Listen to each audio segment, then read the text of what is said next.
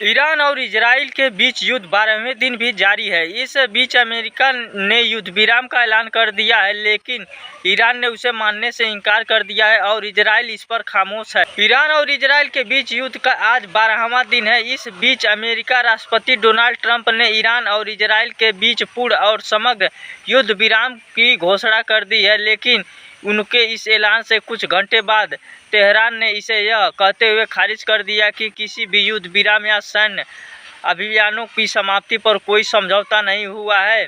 हालांकि ईरान के विदेश मंत्री अब्बास अरागची ने कहा कि उन्हें इस युद्ध को जारी में कोई दिलचस्पी नहीं है, बशर्ते फिर इजराइल अपना आक्रमण बंद कर दे। अरागची ने कहा कि ईरान के बार स्पष्ट किया है कि इजराइल ने ईरान पर युद्ध रूस किया है और अगर इजरायली शासन ईरानी लोगों के खिलाफ अपने अवैध आक्रमण को तेहरान समय के अनुसार सुबह 4 बजे पहले रोक दे, हमारा उसके बाद अपनी प्रतिक्रिया जारी रखने का कोई इरादा नहीं है। इजराइल के शहर बियर शेवा से एक वीडियो सामने आया है, जिससे ईरानी मिसाइल द्वारा आवासीय परिसर को पूरी तरह से नष्ट होते हुए दिखाया गया है। वीडियो में इमारत के बाहर जली हुई कारों और पेड़ों के अवशेष दिखाए गए हैं, जहां मिसाइलें गिरी थी।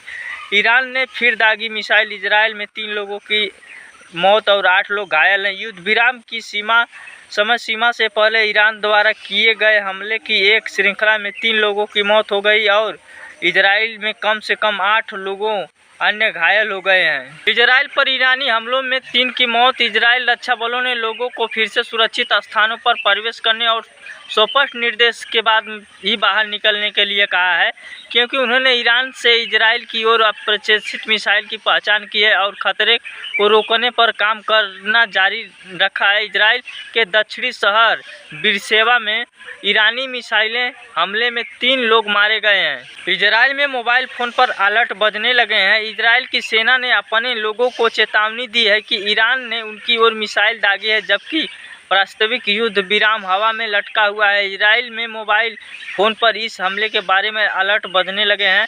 ट्रंप ने नेतन्याहू के साथ बातचीत में युद्ध विराम समझौते की मध्यस्थता की। हालांकि इजरायली सेना ने अभी तक इजराइल और ईरान के बीच ट्रंप की युद्ध विराम घोषणा पर कोई प्रतिक्रिया नहीं दी है, लेकिन व्हाइट हाउस के एक वरिष्ठ अधिकारी ने कहा कि ट्रंप ने इजराइल प्रधानमंत्री बेंजामिन नेतन्याहू के साथ बातचीत में उन्हें समझौते से मध्यस्थता की है और इजराइल ने इस बात पर सहमति जता दी है कि ईरान और हमले नहीं करेगा।